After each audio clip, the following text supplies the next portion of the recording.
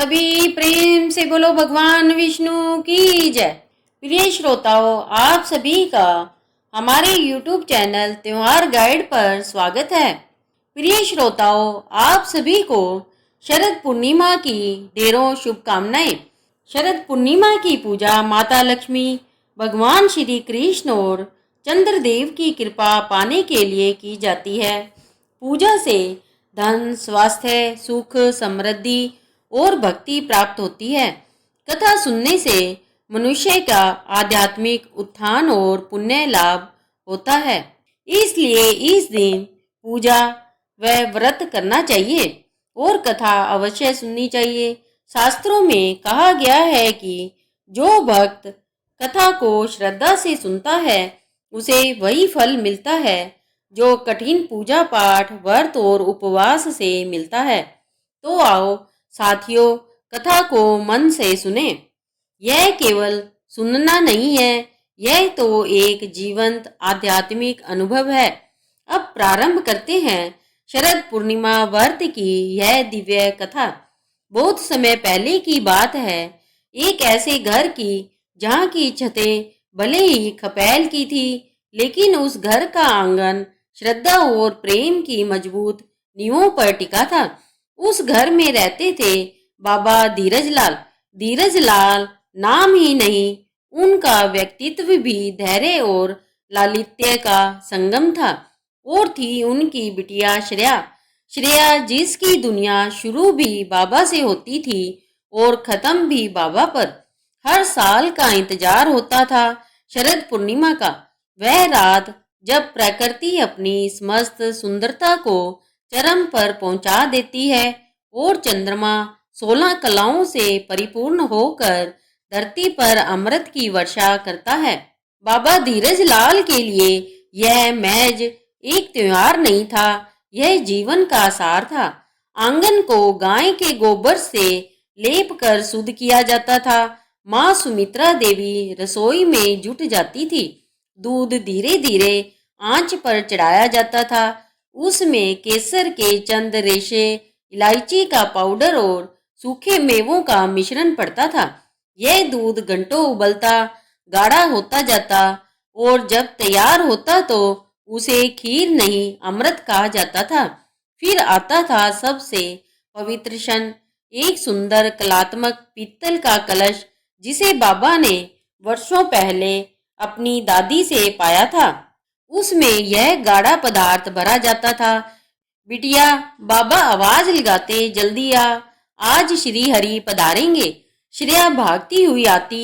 वह देखती बाबा कितनी श्रद्धा से उस कलश को आंगन के ठीक बीचों बीच तुलसी के पौधे के पास रखते थे। बाबा, इसे यहीं क्यों रखते हो? श्रेया ने बचपन में एक बार पूछा था। बाबा ने प्रेम से उसके सिर पर हाथ फेरा था। वह स्पर्श इतना हल्का होता था जैसे चंद्रमा की किरणें छू रही हो। मेरी बिटिया बाबा, बाबा कहते हैं। उनकी आवाज में जैसे वेदों की मिठास घुली हो।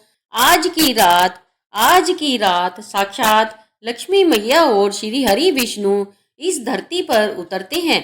वे हर घर का अवलोकन करते हैं। वे देखते हैं कि किस घर में प्रेम है, किस घर में श्रद्धा और संतोष है, और जिस घर में उन्हें यह तीनों दिखते हैं वहां वे रुक जाते हैं।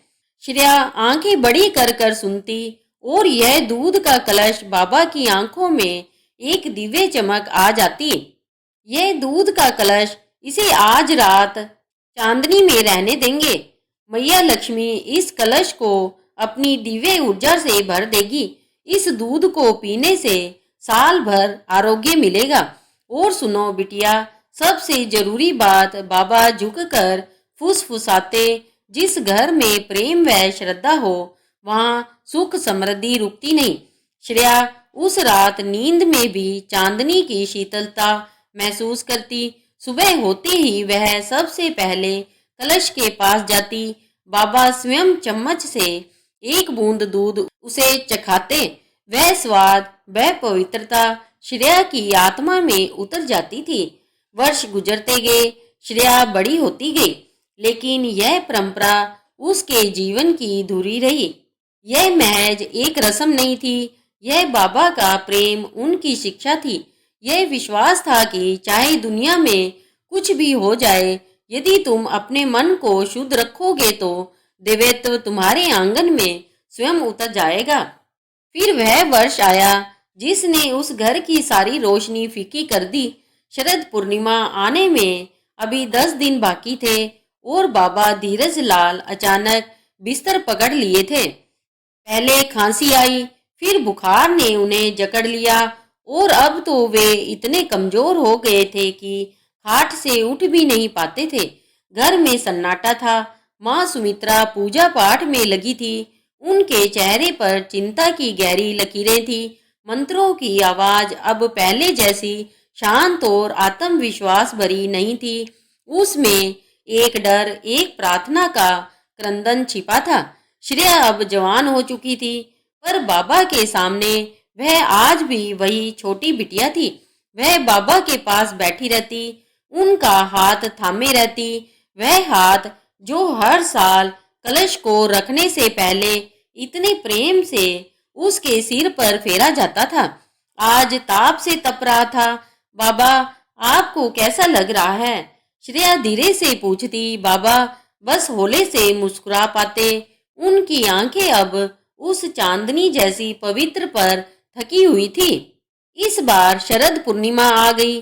बाहर आकाश में चंद्रमा अपनी पूरी भव्यता के साथ चमक रहा था।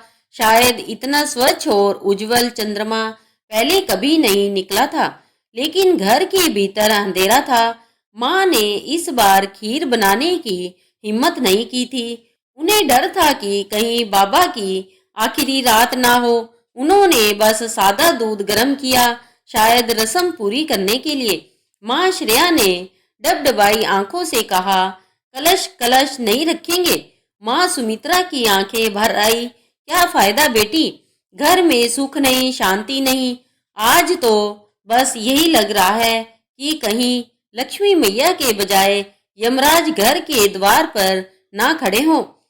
सुमित्रा देवी की बातें श्रेया के कलेजे में तीर की तरह चुभ गई। यमराज नहीं, बाबा ने हमेशा सिखाया था कि प्रेम और श्रद्धा से भरा कोई कवच नहीं। नहीं माँ, श्रेया खड़ी हो गई। उसकी आवाज में एक अजीब सी दृढ़ता थी। बाबा ने सिखाया है, हर रात हर संकट में हम अपनी आस्था को नहीं छोड़ सकते। बाबा ने कहा था, जहाँ प्रेम होता है वहीं लक्ष्मी जी रुकती है, और इस घर में बाबा का असीम प्रेम है। माँ ने उसे रोकने की कोशिश नहीं की। उन्हें लगा शायद इस रस्म को पूरा करने से श्रेया का मन हल्का हो जाएगा। श्रेया ने स्वयं आंगन साफ किया। उसने पीतल का वही पुराना कलश उठाया, उसमें गर्म दूध भरा। उसके हाथ कांप रहे थे। यह पहली बार था जब बाबा बिना उसे पकड़े, बिना मंत्र पढ़े कलश रखवा रहे थे। वह कलश लेकर बाबा के कमरे में गई। बाबा बेहोशी की हालत में थे। उनका शरीर ठंडा पड़ रहा था। बाबा, उसने कलश को उनके बिस्तर के पास छूते हुए कहा, देखिए मैंने कलश रख दिया है, चांदनी इसे भर रही होगी। उस रात श्रेया ने बाबा के पैर दबाना शुरू किया और उसका मन टूट कर बिखरने लगा। आंगन में शीतल चांदनी छाई थी, पर श्रेया के मन में भट्ठी जल रही थी। बाबा का हर श्वास जैसे उनके जीवन की डोर को कम कर रहा था। श्रेया उठकर बाहर आंगन में आई। उसने कलश को देखा, शीतल दूध, चमकता हुआ चांद, लेकिन उसके अंदर वह सुख समृद्धि कहाँ थी जिसकी बात बाबा करते थे। क्या इस बार लक्ष्मी मैया ने हमारे घर को छोड़ दिया है? क्या हमारी श्रद्धा कमजोर पड़ गई? क्या प्रेम ही सब कुछ नहीं होता? दर्द और निराशा ने उसे घेर लिया। वह घुटनों के बल चांदनी में बैठ गई। उसने अपने हाथ जोड़े और प्रार्थना की, और यह प्रार्थना किसी मंत्र जैसी नहीं थी। यह एक बेटी का रोदन था जो सीधे अपनी माँ से शिकायत कर रही थी। हे लक्ष्मी माँ, उसकी आवाज कांप रही थी जैसे आंसुओं से भीगी हुई हो। आपको बाबा ने हमेशा पूजनीय माना। उन्होंने सिखाया कि आप सिर्फ धन की देवी नहीं हो, आप घर की शांति हो, आप प्रेम की अधिष्ठात्री हो। हमने हमेशा श्रद्धा रखी। कहाँ है वह सुख समृद्ध, कहाँ है वह अमृत। उसकी आंखें कलश पर थी, पर उसकी दृष्टि उससे पार कहीं दूर चांद की ओर लगी थी। माँ, आप आज इस घर में आई हो, मुझे पता है श्री हरि भी आए होंगे। वह रुंधे गले से बोली, बाबा ने कहा था कि जहाँ प्रेम होता है वहाँ आप रुकती हो। देखिए, इस घर में बाबा से ज्यादा प्रेम कौन कर सकता है। यह परंपरा, यह कलश, सब तो उन्हीं का आशीर्वाद है। फिर उसका गला पूरी तरह से अवरुद्ध हो गया। उसके मन में एक ही भयानक चीखता हुआ डर था, उन्हें खो देने का डर। वह बिलख पड़ी, हे लक्ष्मी माँ, मैं जानती हूँ आप हर साल आती है, आप देखती है कि कौन सुखी है और कौन दुखी। आप सब कुछ दे सकती है और सब कुछ ले भी सकती है। श्रेया ने अपने माथे को जमीन पर टिका दिया। उसके आंसू ठंडी धरती को भिगो रहे थे। माँ, मैं आपसे विनती करती हूँ, मैं आपसे भीख मांगती हूँ, आप सारा धन ले लेना, यह चांदनी ले लेना, यह अमृत कलश भी ले लेना, इस घर की सारी सुख समृद्धि ले लेना। अगर वह किसी और को मिल सकती है तो दे देना। वह रुक गई। फिर एक चीख जैसी आवाज निकली जो उसके हृदय से निकली थी, बस मेरे बाबा को मत ले जाना। हाय रे, मेरे बाबा को मत ले जाना, वे मेरे ईश्वर है। माँ, उन्हें मत ले जाना, मैं उनके बिना कैसे रहूंगी। अगर आप उन्हें ले गई तो मैं यह पूजा कभी नहीं करूंगी। फिर कौन सिखाएगा कि श्रद्धा क्या होती है। मुझे मेरे बाबा चाहिए, मुझे मेरे बाबा चाहिए। लक्ष्मी माँ, मेरी प्रार्थना सुन लो। ओ मेरी मैया। वह वहीं पर रोती रही। कब तक उसे पता नहीं। उसके सिर पर चांदनी की किरणें पड़ रही थी, पर उसके हृदय में घनघोर अमावस्या थी। थक कर भावनाओं के बोझ तले वह वही आंगन में सो गई। कलश के पास रात का अंतिम प्रहर था। चांदनी अब थोड़ी मध्यम पड़ रही थी, पर उसकी शीतलता और भी गहरी थी। श्रेया ने स्वप्न देखा। स्वप्न नहीं, वह साक्षात एक दिव्य दर्शन था। आंगन की पूरी हवा अचानक चंदन और पारिजात के फूलों की सुगंध से भर गई। श्रेया ने देखा, जहां दूध का कलश रखा था वहां अब एक दैवीय प्रकाश पुंज बन गया था। उस प्रकाश से दो सुंदर तेजोमय आकृतियां बाहर निकली। प्रथम आकृति शांत नीले वर्ण की, पीतांबर धारण किए हुए, हाथ में शंख और चक्र लिए हुए, यह थे जगत पालक श्री हरि विष्णु। और दूसरी आकृति कंचन वर्णी, जिनके मुख पर अनंत वात्सल्य और सौम्यता थी, कमल के आसन पर विराजमान, जिनके एक हाथ से स्वर्ण मुद्राओं की वर्षा हो रही थी, यह थी माता लक्ष्मी। श्रेया उठकर बैठ गई। वह भयभीत नहीं थी, बल्कि विस्मय और श्रद्धा से भरी थी। लक्ष्मी माँ ने श्रेया की ओर देखा। उनकी आंखों में वह सारा दर्द था जो श्रेया ने महसूस किया था। बिटिया, माता लक्ष्मी की आवाज इतनी मधुर थी जैसे वीणा की झंकार हो। तुम्हारे अश्रुओं ने हमारे हृदय तक को भिगो दिया है। तुमने अपनी सारी संपत्ति, सारा सुख, यहाँ तक कि समृद्धि भी त्यागने को कह दिया, सिर्फ अपने बाबा के लिए। श्रेया निशब्द उन्हें निहारे जा रही थी। श्री हरि मंद मंद मुस्कुराए। बेटी, यही प्रेम तो सबसे बड़ी समृद्धि है। हम धरती पर धन या भौतिक सुख देखने नहीं आते, हम तो उस प्रेम को देखने आते हैं जो निस्वार्थ है, जो सेवा भाव से भरा है। तुम्हारा बाबा धीरज लाल वर्षों से इसी प्रेम की पूजा कर रहा था। श्रेया के होठ हिले। फिर बाबा बाबा क्यों? माता लक्ष्मी ने स्नेह से उसे रोका। तुम्हें लगता है कि हम तुम्हारे बाबा को तुमसे छीन रहे हैं। नहीं मेरी बिटिया, तुम्हारे बाबा का समय पूर्ण हुआ है और उन्होंने अपना जीवन पूर्णता से जिया है। उन्होंने तुम्हें वह सबसे बड़ा धन दिया है जो दुनिया में कोई नहीं दे सकता। क्या दिया है माँ? श्रेया ने टूटी हुई आवाज में पूछा। श्रद्धा बिटिया, श्री हरि ने उत्तर दिया, तुम्हारा बाबा अब इस संसार की बंधन मुक्त यात्रा पर निकल रहे हैं, लेकिन जान लो तुम्हारे बाबा का आशीर्वाद अमर है। लक्ष्मी माँ ने आगे बढ़कर उस दूध के कलश को छुआ। कलश से हल्की सुनहरी आभा निकलने लगी। जब तुमने रोते हुए कहा कि अगर हमने तुम्हारे बाबा को लिया तो तुम यह पूजा नहीं करोगी, तब हमारी आत्मा तक हिल गई थी। लक्ष्मी माँ ने कहा, परंतु तुम्हारे बाबा ने तुम्हें सिखाया है कि पूजा किसी व्यक्ति के लिए नहीं होती, वह तो प्रेम की अभिव्यक्ति होती है। श्री हरि ने गंभीर शांत स्वर में कहा, बेटी, हम तुम्हें वचन देते हैं, आज से यह कलश मात्र दूध का पात्र नहीं रहा, ये तुम्हारी और तुम्हारे बाबा के प्रेम का प्रतीक है। यह अमर आशीर्वाद है। सुनो, माता लक्ष्मी का अंतिम वाक्य था, जो गहरी आश्वस्त से भरा था। जब भी तुम यह पूजा इसी श्रद्धा और इसी प्रेम से करोगी, हम तुम्हारे घर के आंगन में तुम्हारे बाबा के आशीर्वाद के रूप में उपस्थित रहेंगे। यह घर कभी भी प्रेम और समृद्धि से खाली नहीं होगा। तुम्हारा प्रेम ही हमारा निवास है। वह दिव्य प्रकाश धीरे धीरे मध्यम हो गया। चंदन की सुगंध धीमी हो गई। श्रेया की आंखें खुली। सुबह होने वाली थी। पूरब में हल्की लालिमा छा गई थी। वह हाँप रही थी। यह स्वप्न था या सत्य? उसने तुरंत उठकर बाबा के कमरे की ओर दौड़ लगाई। माँ सुमित्रा पहले से ही वहां थी। उनके चेहरे पर गहन शांति थी, हालांकि उनकी आंखें सूजी हुई थी।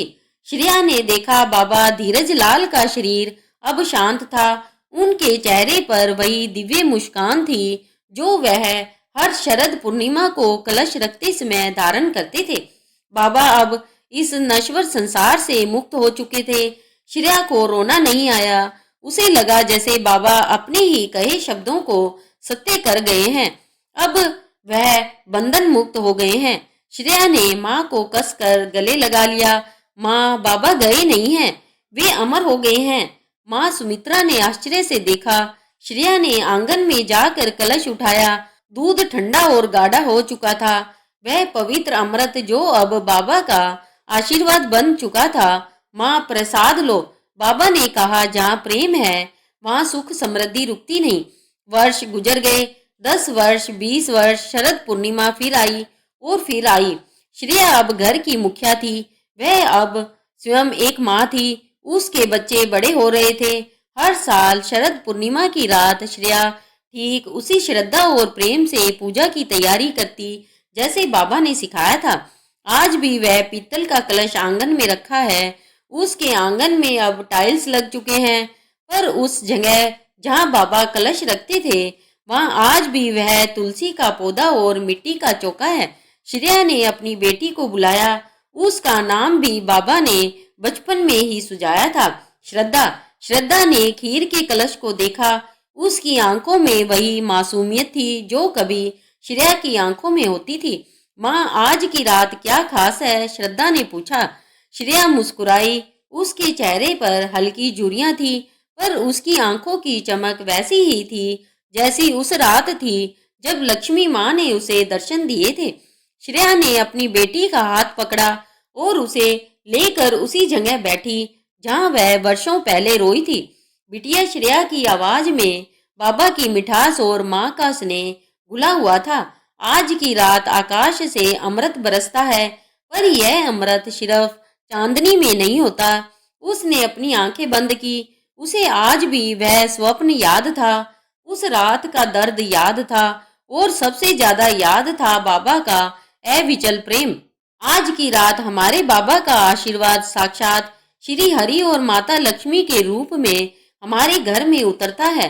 श्रेया ने वही कथा सुनाई जो उसके जीवन की सबसे बड़ी पूंजी थी। कैसे उसने बाबा को खोने के डर से सब कुछ त्यागने को कह दिया था और कैसे स्वयं देवों ने आकर उसे समझा दिया कि सबसे बड़ा धन, सबसे बड़ी समृद्धि वह प्रेम है जो हम अपनों को देते हैं। तुम्हारे परदादा कहते थे। श्रेया ने अपनी बेटी के माथे पर हाथ फेरा।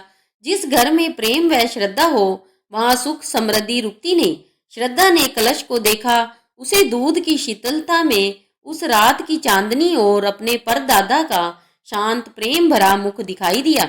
यह घर आज भी समृद्ध था, धन धान्य से नहीं, बल्कि उस अटूट विश्वास से जो बाबा ने श्रेया को दिया था। श्रेया आज जानती थी बाबा कहीं नहीं गए थे। वे हर शरद पूर्णिमा की रात उस दूध के कलश में, उस शीतल चांदनी में और अपनी बेटी के हृदय में बसते थे। और जब भी रात गहरी होती और चांदनी अपने चरम पर पहुंचती, श्रेया को लगता जैसे उस आंगन में पीतल के कलश के पास श्री हरि और माता लक्ष्मी आज भी खड़े हैं और वे मुस्कुरा कर कह रहे हैं, बेटी तुम्हारे बाबा का आशीर्वाद अमर है। तुम जब भी यह पूजा करोगी हम तुम्हारे घर रहेंगे हमेशा हमेशा। प्रिय श्रोताओं, इस वीडियो में शरद पूर्णिमा की पावन व्रत कथा यहीं पर समापन होती है। हम कामना करते हैं कि भगवान श्री हरि और माँ लक्ष्मी की कृपा आप सभी पर बनी रहे। आपके जीवन में सदैव सुख, शांति, समृद्धि और सकारात्मक ऊर्जा का संचार होता रहे। यह विशेष दिन न केवल भक्ति भाव से भर देती है बल्कि हमारे जीवन में एकता, प्रेम और आस्था का संदेश भी लेकर आता है। शरद पूर्णिमा की व्रत कथा को सुनने के लिए आप सभी का हृदय से धन्यवाद। कृपया अपने विचार और अनुभव कमेंट में अवश्य साझा करें और जय माँ लक्ष्मी लिखना ना भूलें। आपके द्वारा किए गए कमेंट्स ना केवल आपको प्रेरित करेंगे बल्कि अन्य दर्शकों के लिए भी भक्ति और श्रद्धा का स्रोत बनेंगे। जय माँ लक्ष्मी की।